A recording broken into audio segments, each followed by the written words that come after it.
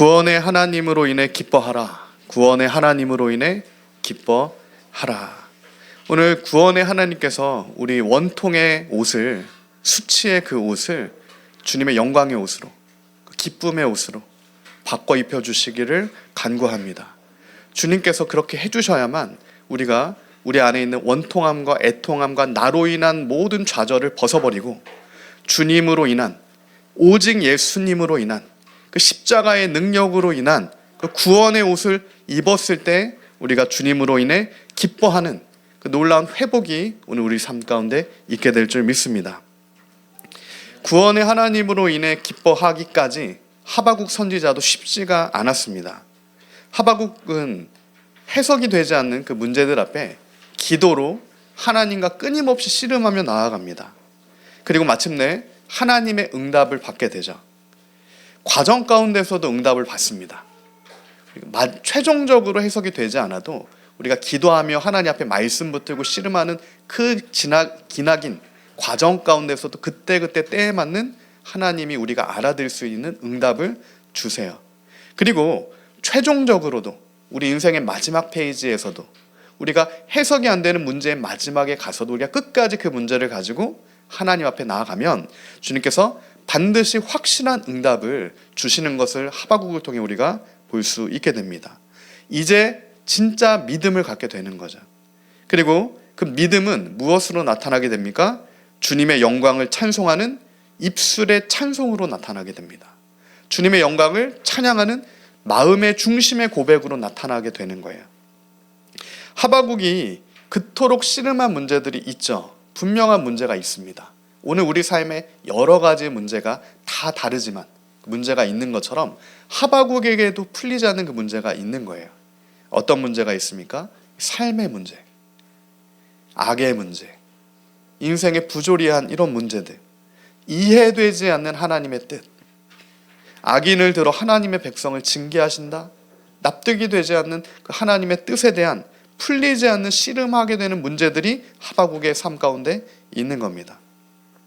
그러나 하바국은 그 풀리지 않는 문제를 하나님께 기도로 가지고 나아갑니다. 깊은 씨름을 해요. 마치 야곱이 하나님과 씨름을 하는 것처럼 그렇게 치열하게 하바국도 사실은 씨름을 하는 겁니다.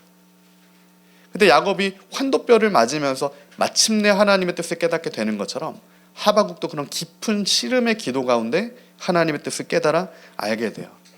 그러자 하바국의 중심도 바뀝니다. 선지자 하바국의 중심이 전과 후로 또 바뀌게 돼요. 계속 주님께서는 우리를 새롭게 하시는 거죠. 계속 우리를 변화시켜 주시는 겁니다. 날마다 우리를 더 온전하게 만들어 주시는 거예요. 그것을 신학적으로는 성화의 과정이라고도 하죠.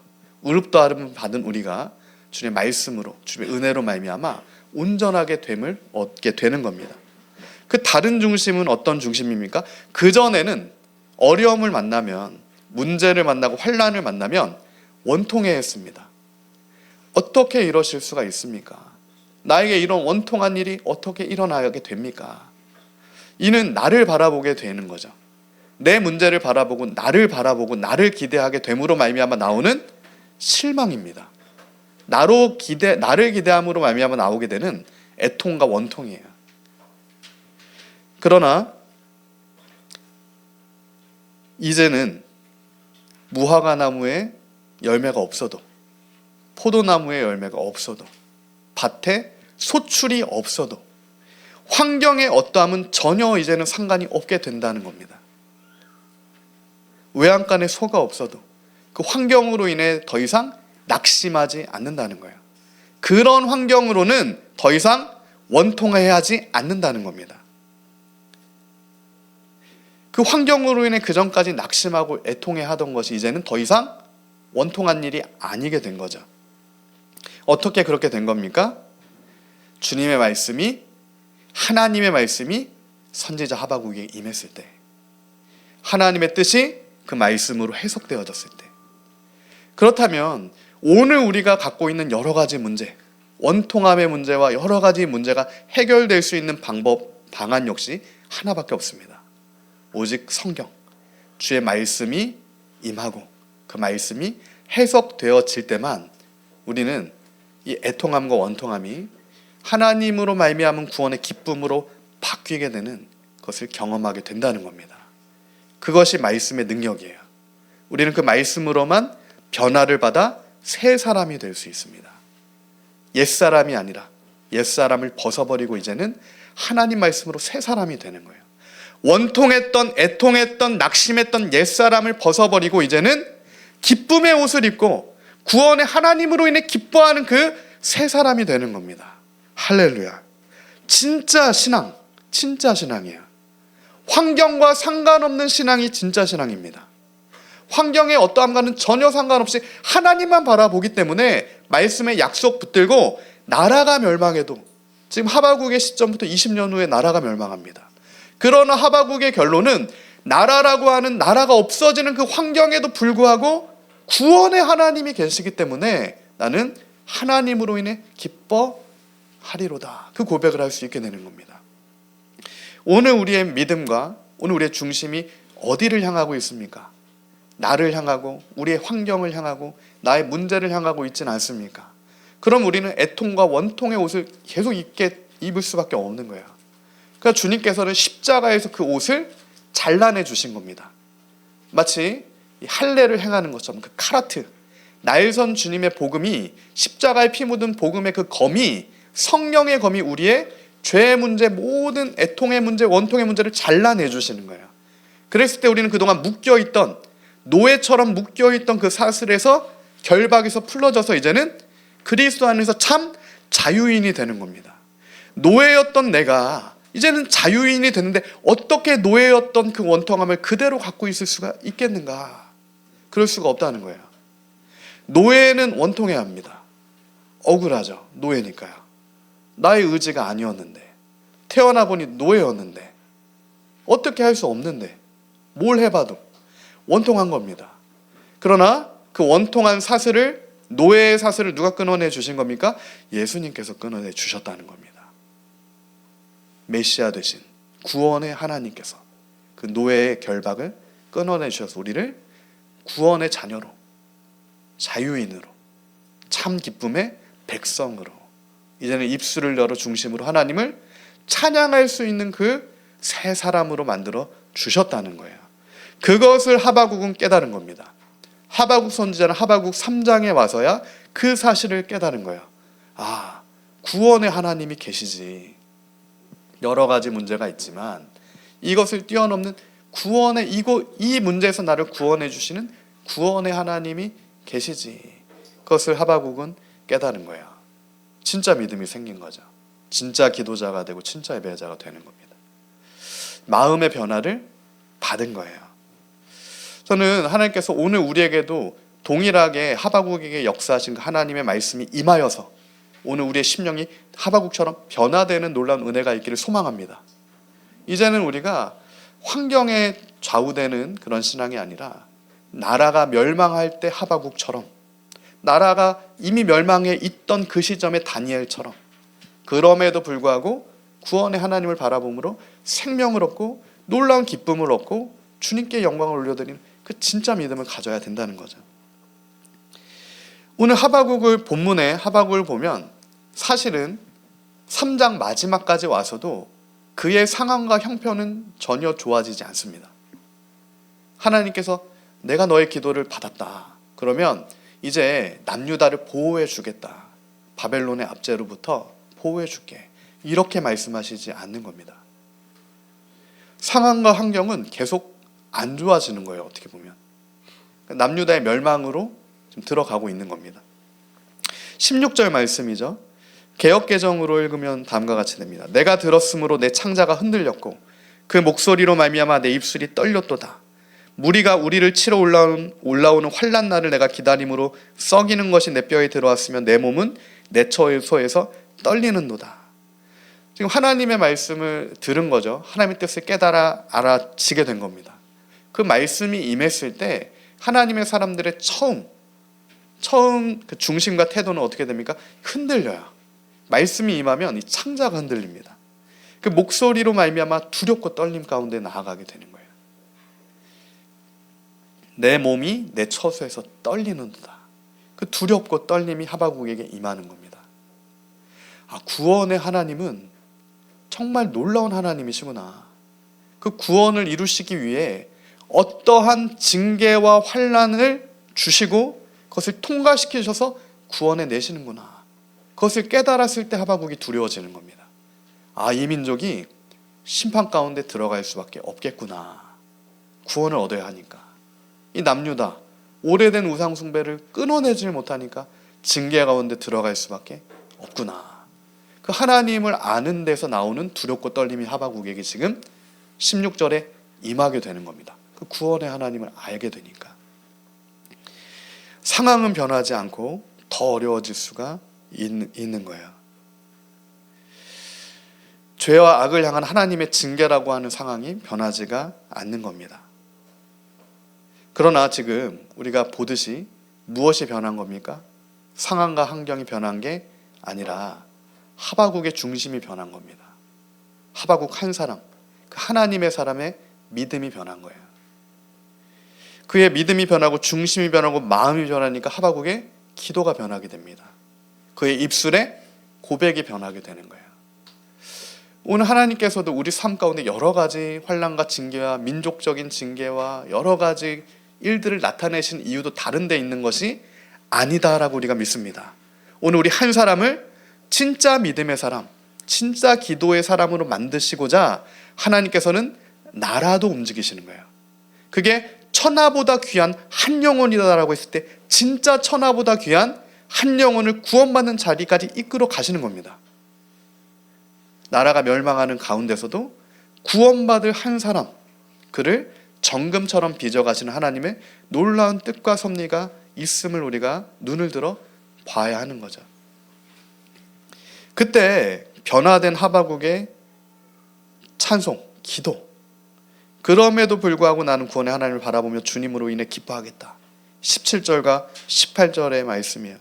비록 무화과나무가 무성하지 못하며 포도나무에 열매가 없으며 감람나무에 소출이 없으며 밭에 먹을 것이 없으며 우리의 양이 없으며 외양간에 소가 없을지라도 나는 여호와로 말미암아 즐거워하며 나의 구원의 하나님으로 말미암아 기뻐하리로다. 아멘. 이 기쁨과 즐거움은 하나님의 구원으로부터 임하게 되는 기쁨과 즐거움입니다. 오늘 주님께서 우리를 하나님의 자녀 삼으셨고 우리에게 예수님의 십자가를 통해 우리에게 구원의 은혜를 주셨다면 우리 중심에서는 그 주님의 구원의 감격, 그 기쁨, 그 즐거움이 샘솟아 나야 되는 거예요. 물론 우리가 두렵고 떨릴 수 있습니다. 이 두 가지가 역설적이지만 같이 가요. 이 어려운 시대 가운데 나의 문제가 어렵잖아요. 이 어려운 문제 가운데 지금 북한의 이런 문제들을 바라봐도 이런 어려운 문제 가운데 두렵고 떨림이 있는 겁니다. 그러나 우리가 그 예수님이 십자가에 달려 돌아가신 이후에 제자들이 예수님이 돌아가신 걸로만 슬퍼만 하고 1년, 2년, 3년, 10년 죽을 때까지 예수님을 돌아가신 것만 애통해하다가 그렇게 남겨두시지 않는 겁니다. 주님께서 부활의 주님이 계신 거예요. 십자가와 부활의 주님이 계신 겁니다. 그 예수님께서 바로 3일 만에 죽은 자 가운데서 살아나셔서 제자들에게 나타나셔서 그들에게 뭐라고 하십니까? 에이레네, 너희에게 평안이 있으라, 참 기쁨이 있어라, 그 선언해 주시는 거예요. 예수님을 진짜 만나게 되면, 십자가의 복음을 우리가 진짜 깨닫게 되면, 구원의 하나님을 만나게 되면 그 에이레네, 참 기쁨과 감사와 평강이 우리 안에 회복되게 된다는 겁니다. 그게 믿음의 증표예요. 근데 오늘 우리 한국교회가 무엇을 잃어버렸습니까? 풍요 가운데 이보다 더 풍요로운 시절은 없습니다. 대한민국 역사상, 한반도 역사상 유례없는 사실은 풍요죠. 전 세계가 대한민국을 주목하는 이러한 시절은 없었어요. 무엇만 해도 다 1위를 합니다. 지금 물론 계속 어려운 지표들이 있지만 그럼에도 불구하고 전체를 생각했을 때는 가장 부유한 때를 살고 있는 대한민국이고 한국교회예요. 어떻게 보면 가장 평안한 때를 살고 있는 그리스도인들입니다. 근데 우리가 무엇을 잃어버렸고 무엇을 놓쳤습니까? 구원의 하나님으로 말미암은 감사와 기쁨을 잃어버렸다는 겁니다. 언제부턴가. 그러니까 자꾸 문제만 바라보게 돼요. 문제를 바라보니까 더 큰 문제가 보이게 됩니다. 내 힘으로 해결할 수 있습니까? 없어요. 그래서 좌절하며 낙심하며 원통함으로 가게 되는 거예요. 교회마저도, 그리스도인들마저도. 그것은 하나님의 뜻이 아닙니다. 우리를 향한 주님의 뜻은 분명해요. 데살로니가전서 5장 16절입니다. 항상 기뻐하고 쉬지 말고 기도하고 범사에 감사하라. 이는 그리스도 예수 안에서 너희를 향한 하나님의 뜻이다. 그것을 위해 십자가의 예수님께서 달려 돌아가신 거잖아요. 우리에게 에이레네, 구원의 기쁨을 주시는 거예요. 확실한 믿음을 우리로 얻게 하시는 겁니다. 그 구원의 하나님으로 인해 기뻐하는 것, 그 은혜가 정말 우리에게 다시 회복돼야 되고 한국교회 그리스도인들까지 지금 시점에 반드시 회복돼야 됩니다. 지금 북한 땅은 너무 캄캄하죠. 어느 때보다도 더 캄캄해요. 그러나 대한민국은 어느 때보다도 사실은 더 부유합니다. 마치 남유다와 북이스라엘과 같은 그런 상황 가운데도 놓여 있다라고 보여져요. 그러면 이런 상황 가운데 우리가, 교회가, 그리스도인들이 붙잡아야 할 것은 무엇일까? 우리는 다시 어디로 돌아가야 되는가? 하나님 말씀이죠. 하나님 말씀을 붙들고 하나님 말씀으로 돌아가야 됩니다. 우리가 지금 주일마다 같이 교리 공부를 하고 있고, 다음 세대는 웨스트민스터 소요리 문답을 공부하고 있고, 우리는 웨스트민스터 신앙 고백서를 30분씩 함께 나누고 있습니다. 이 웨스트민스터 신앙 고백서와 소요리 문답은 1647년에 믿음의 선진들이 치열한 고민과 1000번이 넘는 회의, 150명의 사람들이 1000번이 넘는 거의 6년에 걸친 그 시간의 회의를 걸쳐서 33개 조항, 그리고 그걸 문답 형식으로 만들었던 거죠. 굉장히 중요한 문서입니다. 정통 기독교회의 교리 표준이 되는 문서예요. 그 웨스트민스터 소요리 문답의 1문, 그 1문이 뭡니까? 1문이라고 하는 건 가장 중요한 문답인 거예요. 가장 중요한 문답. 첫 번째 질문. 사람의 제일 되는 목적이 무엇입니까? 이걸로 시작하잖아요. 제1문답. 하나님께서 나를 지으신 제일 되는 목적이 뭐지? 혹시 생각해 보신 적 있으십니까? 우리 다음 세대는 알죠? 하나님이 나를 지으신 그 제일 되는 목적. 2도 아니고 3도 아니고 제일 근본적인 그 목적. 사람의 제일 되는 목적은 하나님을 영화롭게 하는 것과 영원토록 그를 즐거워하는 것이다. 하바국 3장의 결론입니다. 구원의 하나님을 영화롭게 하는 것과 영원토록 하나님을 즐거워하는 것이다. 그것을 위해 우리가 지음받은 겁니다. 그게 우리 인생의 목적인 거예요. 그 목적을 우리가 놓치면 안 됩니다. 환경 가운데 잠시 흔들리고 상황 가운데 어려울 수는 있지만 그 근본 목적을 우리가 믿음으로 붙들어야 돼요. 구원의 하나님을 붙들어야 되는구나. 그리고 이어지는 제2문답, 웨스트민스터 소요리 문답의 그 제2문답이 뭡니까? 그러면 하나님을 영화롭게 하고 영원토록 그를 즐거워하기 위하여 우리는 무엇을 붙들어야 합니까? 우리에게 어떠한 지침과 규범을 주셨습니까? 이게 두 번째 질문이잖아요. 그때 두 번째 질문의 답변이 뭡니까? 하나님을 영화롭게 하고 영원토록 그를 즐거워하기 위하여 유일한 규범으로 성경 말씀을 주셨습니다. 구약과 신약을 주셨습니다. 이게 답변입니다. 그럼 정리하면 구원의 하나님을 즐거워하고 기뻐하는 것이 우리를 지으신 목적인데 어떻게 우리가 그렇게 할 수 있는가? 하나님 말씀을 통해서, 성경을 통해서, 하나님 말씀을 통해서만 그렇게 할 수 있다. 그게 결론입니다. 그럼 오늘 우리 안에 그 기쁨을 잃어버렸다면, 그 감사를 잃어버렸고 그 목적을 잃었다면 우리는 다시 하나님 말씀으로 돌아가야 된다는 거예요. 정치의 어느 지점으로 돌아갈 거가 아닙니다. 어떤 이념의 어떤 지점으로 돌아갈 부분이 아니에요. 경제의 어느 지점 이런 게 아니라는 얘기입니다. 하나님 말씀으로 돌아가야 다시 하나님께서 나를 지으신 목적대로 우리가 주님이 주시는 참 기쁨 가운데 설 수 있게 되는 거예요. 구원의 은혜와 감격 안에 서게 되는 거죠. 그것을 잃어버린 시대, 그것을 잃어버린 세대가 지금 다른 것들을 막 찾게 되는 거예요. 잠이 들질 않으니까 술을 찾게 됩니다. 해결이 안 되니까 약을 찾게 돼요. 이게 또 해결이 안 되니까 여러 가지 사실은 이런 걸 붙들게 되는 겁니다.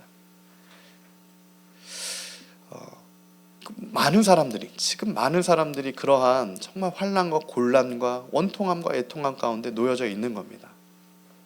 그들에게는 예수님이 필요하죠. 그래서 복음이 필요합니다. 십자가 부활의 생명의 복음이 필요해요.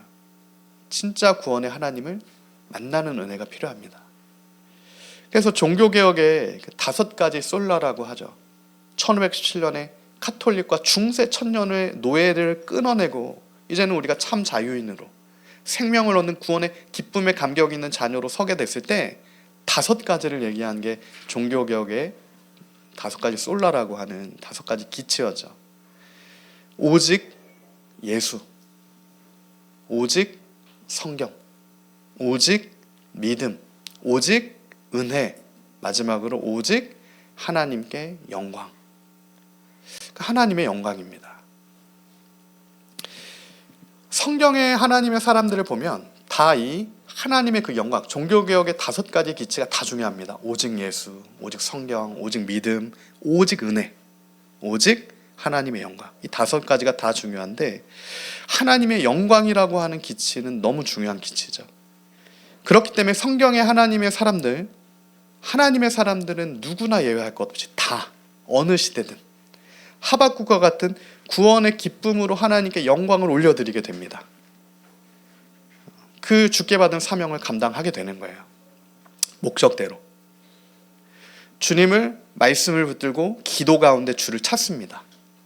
그리고 주를 찾는 자에게 선을 베푸시는 하나님, 응답의 하나님의 역사를 경험하게 돼요. 오늘 우리도 어려움을 만났을 때 주님을 먼저 찾으셔야 됩니다. 어려움을 만나면 하나님 말씀을 먼저 붙들어야 되고요. 어려움을 만나면 기도로 주님께 먼저 나가야 합니다. 사명의 길을 걷다가도 우리가 어려움을 만날 수가 있습니다. 주의 일을 하다가도 어려움을 만날 수가 있어요. 좁은 길을 가기 때문에 어려운 겁니다. 넓은 길은 크게 어렵지가 않죠. 그러나 내가 말씀대로 살아야지 라고 하면서 그 말씀 붙들고 가다 보면 다른 사람이 하는 것처럼 우리가 거짓을 얘기하고 세상이 얘기하는 것처럼 속임을 가지고 이럴 수가 없는 거잖아요.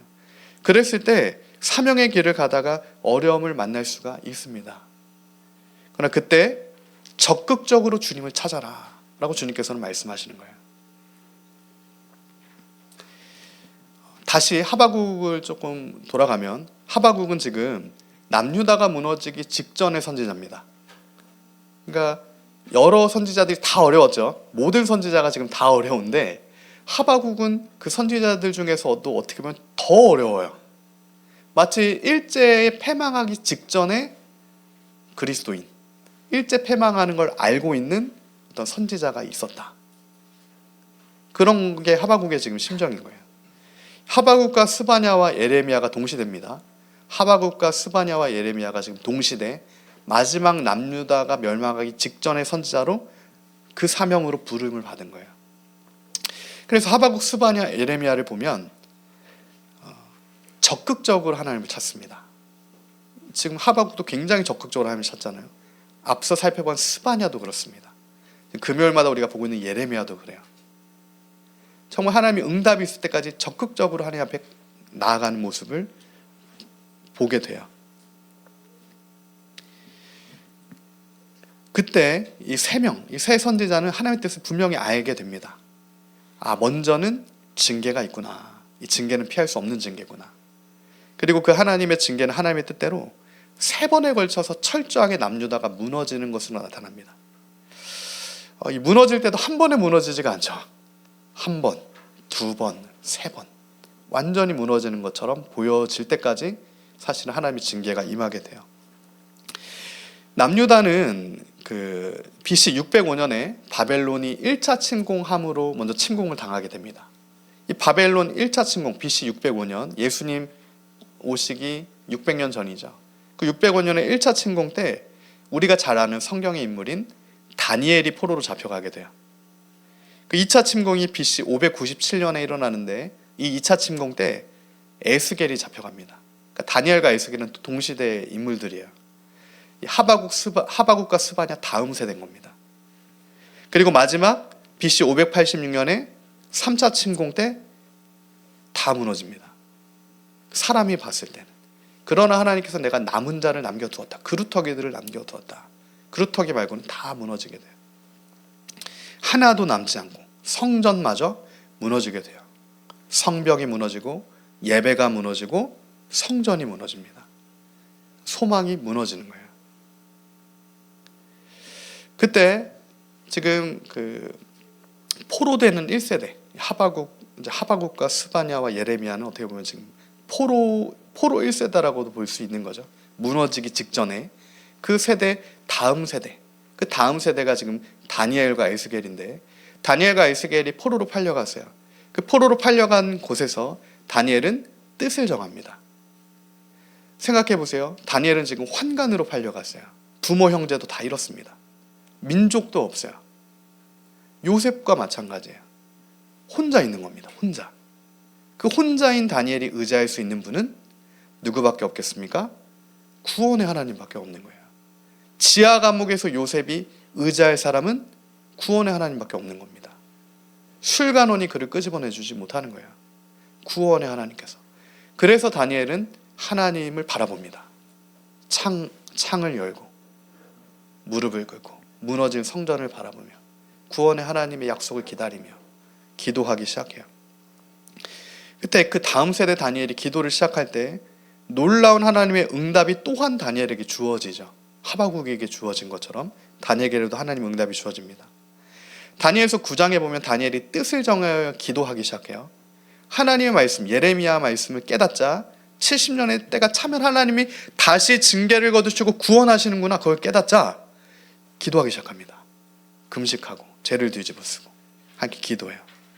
그렇게 다니엘이 뜻을 정하여 기도하자 어떤 역사가 일어납니까? 가브리엘이 하나님의 응답을 가지고 다니엘에게 나타납니다. 그러니까 우리는 기도해야 되는 거예요. 북한 가운데 주님의 구원의 역사가 일어나길 기도해야 되는 겁니다. 오늘 우리 삶의 문제에서 우리를 구원해 주시기를 기도해야 되는 거예요. 어려움이 닥쳤습니까? 주님이 응답해 주실 때까지 기도해야 된다는 겁니다. 다니엘이 세일의 동안 기도하기 시작하죠. 근데 하나님이 크고 비밀한 주님의 일들을 알려주세요. 근데 다니엘이 기도할 때 보이지 않는 세계에서는 어떤 일들이 일어납니까? 치열한 영적 전쟁이 일어납니다. 바사 왕국의 군대가 내가 못 오도록 막았다라고 천사가 얘기해요. 응답을 가지고 내려오는데. 그러니까 이 눈에 보이지 않는 영적인 싸움은 실제라는 얘기입니다. 그 실제 보이지 않는 게 더 실제인데 그 보이지 않는 실제가 눈에 보이는 것으로도 나타나게 되는 거죠. 그래서 우리가 주님께서 우리에게 주신 사명이 있습니다. 각자에게 주신 사명이 있고요. 가정에게 주신 사명이 있고요. 교회에게 주신 사명이 있고 민족교회에게 주신 사명이 있습니다. 이 대한민국은 동방의 예루살렘이라고 불렀어요. 동방을 밝혀야 될, 복음으로 밝혀야 될 그 사명이 있는 겁니다. 그게 평양 땅이었어요. 그게 한반도의 교회인 겁니다. 그 북한에서 평양 대부흥 때 놀라운 하나님의 불이 붙어서 그 복음의 역사가 이 남한까지 덮게 된 거잖아요. 우리는 그 은혜, 그 우리 앞세대에 하나님이 부으신 은혜를 기억하는 겁니다. 다니엘처럼. 그리고 기도하는 거예요. 하나님의 약속을 이루어 주시옵소서. 70년의 때가 찼습니다. 주님, 이제는 구원의 하나님 이 땅 가운데 역사하여 주시옵소서. 그래서 지금 남한이 이렇게 어려움 가운데 들어가게 되는 겁니다. 치열한 영적 전쟁이 남한 가운데도 있는 거예요. 지금 남한에서 벌어지는 영적 전쟁은 다각도에서 벌어지는 영적 전쟁으로 보여져요. 모든 영역에서 그래요. 뭐 정치, 경제, 외교, 교회 안에서도 이 자유주의 신학과의 싸움들과 사실은 진짜 여러 가지 치열한 전쟁이 있습니다. 마치 그 전에 그 어느 시절보다도 더 가장 수면 위에 이런 치열한 싸움이 벌어져 있는 것처럼 보이는 그런 시절을 우리가 통과하고 있습니다. 그러나 우리가 이럴 때일수록 더욱더 우리의 중심을 온전히 해야 됩니다. 현상과 환경과 어떤 것을 붙들지 말고 하나님의 말씀을 붙들어야 돼요. 약속 붙들고 기도의 자리로 나아가야 됩니다. 그러니까 주님께 응답이 임할 때까지 기도를 하며 하박국처럼 마침내 주님의 응답이 임하여서 주님께 영광을 올려드리는 그 자리까지 나아가야 된다는 거예요. 다니엘은 하나님의 뜻을 분명히 알게 됩니다. 응답이 임했기 때문에. 마침내 기름 부음 받은 왕이 임하실 것이고 성은 재건될 거다. 그 약속을 받습니다. 마침내 나타나실 기름 부음 받은 왕, 메시아, 예수님, 예수 그리스도에 대한 약속을 다니엘이 받게 되는 거예요. 다니엘은 예수님을 아는 자가 되는 겁니다. 오늘 우리도 예수님을 아는 자가 되어야 돼요. 구원의 하나님을 아는 자가 되어야 됩니다. 믿음으로, 중심으로. 이 다니엘이 받은 말씀처럼 이 무너진 남유다는 70년 만에 재건이 되죠. 70년에 재건이 됩니다. 하나님의 역사를 보면 참 놀라운 것들이 있어요. 하나님의 뜻은 참 놀랍습니다. 무너지는 것이 3번에 걸쳐 완전히 무너지게 되잖아요. 다 끌려갑니다. 어린아이까지 다. 근데 하나님이 다시 일으키실 때, 그 무너진 하나님의 백성들을 다시 세우실 때, 재건케 하실 때 동일하게 3번에 걸쳐서 재건의 회복의 역사를 일으키십니다. 완전한 무너짐과 완전한 회복이 있다는 거예요. 우리 삶도 마찬가지입니다. 내가 하박국의 그 고백을 할 때까지 하나님께서는 우리를 낮추시는 거예요. 주님만이 옳습니다. 그때 하나님께서 우리를 다시 3번에 걸쳐 완전히 세워주시는 겁니다. 이 재건의 역사, 이 재건이라고 하는 하야 동사, 이 구원이라고 말씀드렸죠. 이 재건은 구원의 역사예요. 하나님의 구원의 역사가 3번에 걸쳐 어떻게 일어납니까? BC 516년에 다윗의 자손이었던 스룹바벨을 통하여서 1차 포로 귀환이 이루어집니다. 이때 무너진 성전이 재건돼요. 그리고 BC 457년에 에스라에 의해서 2차 포로 귀환이 이루어집니다. 회복된 성전 가운데 아직 예배가 회복이 되는 게 아닌 거예요. 그래서 2차 포로 귀환 때 에스라는 무너진 예배와 말씀을 회복시킵니다. 성전이 회복되고요. 그 다음에 하나님을 향한 예배와 말씀이 회복됩니다. 그러자 10년 뒤 BC 440년에 느헤미야에 의해 3차 포로 귀환이 이루어지죠. 그때 느헤미야에 의해서는 성벽이 재건되는 겁니다. 성벽. 그러니까 세 번에 걸쳐 완전한 회복과 재건이 있는 거예요. 먼저는 성전이 재건되고요. 그 다음에 성전 안에서 예배, 기도, 말씀이 재건되고요. 그 다음에 이것을 지킬 수 있는 성벽을 재건해 주시는 겁니다. 그러면 이 마찬가지로 우리가 오늘 우리에게 적용해 볼 수가 있는 거예요. 이 민족 가운데 우리가 적용해 볼 수가 있는 겁니다. 지금 하나님께서 흔드시는 시절이라고 생각을 합니다. 많은 것들을 무너뜨리시는 때라고 생각을 해요. 북한을 봐도 그렇습니다. 북한은 더 이상 무너질 곳도 남아있지 않죠. 70년의 시간 동안. 그러나 이제 우리가 정말 기도해야 할 것은 다니엘의 기도가 우리에게 필요한 거고요. 에스라의 그 하나님의 마음을 향한 중심으로 예배와 하나님을 향한 기도를, 말씀을 회복하는 그 중심이 필요한 거고요. 느헤미야처럼 성벽을 재건하는 정말 그 또 중심이 필요한 겁니다. 스룹바벨의 성전 재건과 에스라의 예배 재건, 말씀 재건과 느헤미야의 성벽 재건, 이 3가지 차원의 재건이 오늘 우리에게 필요하다는 얘기입니다. 우리 안에서 그 재건이 필요하고요. 이 교회에 그것이 필요하고 이 민족에 그 재건이 필요한 겁니다. 에스라 8장 21절에서 23절에 보면 에스라는 굉장히 중요한 인물입니다. 에스라는 앞서서 스룹바벨이 성전을 재건한 것도 굉장히 중요하죠. 그때 학개와 스가랴 선지자를 통하여서 성전 재건을 합니다.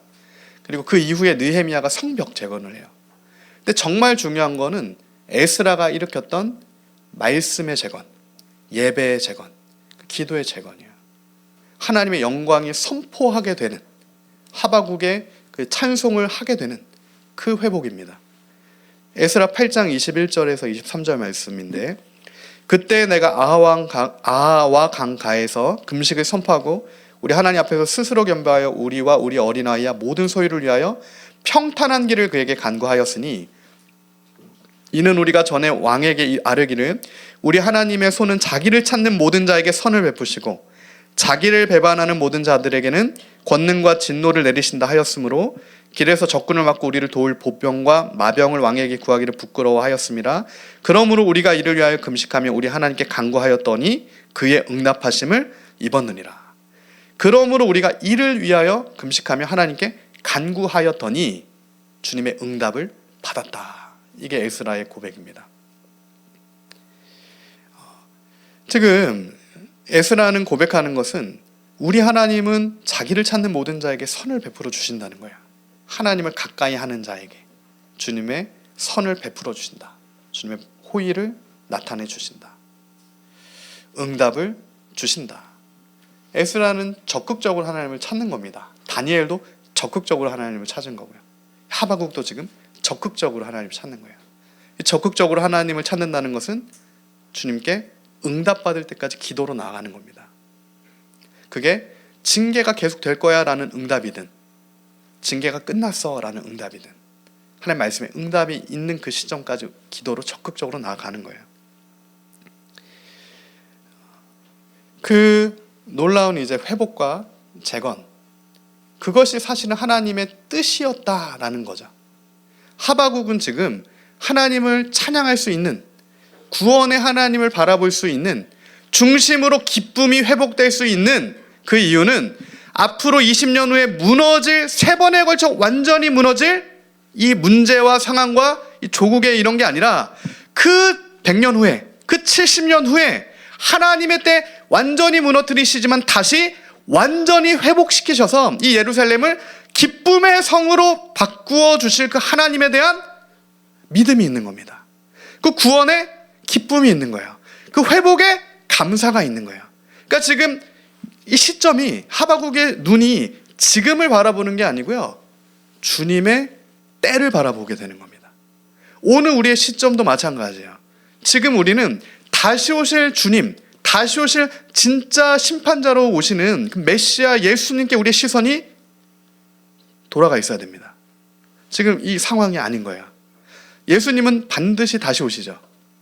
성경에 얘기한 대로 더디 오시지 않습니다. 누군가가 얘기하는 것처럼. 더디 오신다고 생각하니까 잠이 드는 겁니다. 잠이 드니까 더 이상 구원의 기쁨도 없는 거예요. 그러나 슬기로운 다섯 처녀는 깨어 있는 거예요. 성령 충만한 그 기름이 준비되어 있는 겁니다. 다시 오실 주님께 시선이 가 있으니까 구원의 하나님으로 인한 기쁨의 그 기름, 기쁨의 강물이 그 안에 넘쳐나게 되고 그 기름을 준비하여 깨어 있을 수가 있는 겁니다. 오늘 우리가 정말 다시 우리가 이 시점에 하나님께서 우리의 시선을 이 땅의 것에서 보이지 않는 하나님의 말씀으로 우리의 시선을 땅의 문제에서 다시 오실 예수님께로 우리의 시선을 돌이켜 주시기를 간구합니다. 그 믿음이 우리에게 주어져야 돼요. 그때 요한계시록의 7교회들의 하나님께서 주신 약속들이 있습니다. 마지막까지 끝까지 충성하는 자에게는 영광의 면류관을 주겠다. 2교회는 칭찬을 받았고 5교회는 사실은 더 지금 깨어 있어야 된다. 이렇게 주님의 말씀을 듣죠. 지금 더 깨어 있을 때야. 지금 잠들 때가 아니다. 지금 미지근할 때가 아니야. 지금 문제에 함몰돼서 그렇게 있을 때가 아니야. 지금은 다시 오시는 예수님을 바라보며 그렇게 끝까지 좁은 길 가서 마지막에 주실 영광의 그 면류관을 바라보며 달려 나아갈 때야. 끝까지 기쁨으로 사명 감당하며 믿음의 완주를 해내야 될 때야. 그것을 주님께서 주님의 교회들에게 요한계시록에 말씀하고 계시는 거예요. 그 하나님의 말씀이 오늘 우리에게도 있는 겁니다. 오늘 저와 여러분에게도 주어지는 말씀이고요. 지금 이 시대를 살아가는 교회들에게도 주시는 말씀이 되는 거고요. 우리 가정에도 주시는 동일한 말씀이 되는 거예요. 그때 비로소 우리는 하바국의 마지막 그 찬양을 할 수 있게 됩니다. 어떤 찬양입니까? 주 여호와는 나의 힘이시라. 나의 발을 사슴과 같게 하사 나를 나의 높은 곳으로 다니게 하시리로다. 주 여호와는 나의 힘이십니다. 내가 다른 힘 삼았던 모든 것을 회개하고 다 십자가 앞에 가지고 나가.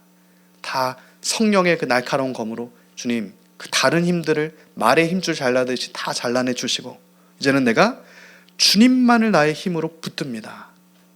나라가 무너지는 이 시점에 하바국의 기도입니다. 나라가 무너진 그 시점에 다니엘의 기도예요. 이제는 재건해야 되는 그 시점에 사명을 온전히 감당해야 되는 그 시점에 에스라의 기도입니다. 그리고 오늘 우리의 기도가 돼야 합니다. 주 여호와는 나의 힘이시라. 어떠한 문제와 어떠한 골짜기와 어떠한 어려움 가운데서도 구원의 하나님께서 나의 발을 사슴과 같게 하사 나를 나의 높은 곳으로 다니게 하시리로다. 그 영광의 주님을 우리가 찬양합니다. 그 에이레네의 평화와 그 샬롬의 평강이 주를 전심으로 찾고 믿음으로 아버지 앞에 나아가는 저와 여러분 하나님의 백성들에게 충만하게 임하게 되길 예수님 이름으로 축복하고 간구합니다. 선포된 말씀 붙들고 기도하며 나아가겠습니다. 자, 우리 함께 말씀 붙들고 기도하며 나아갑시다.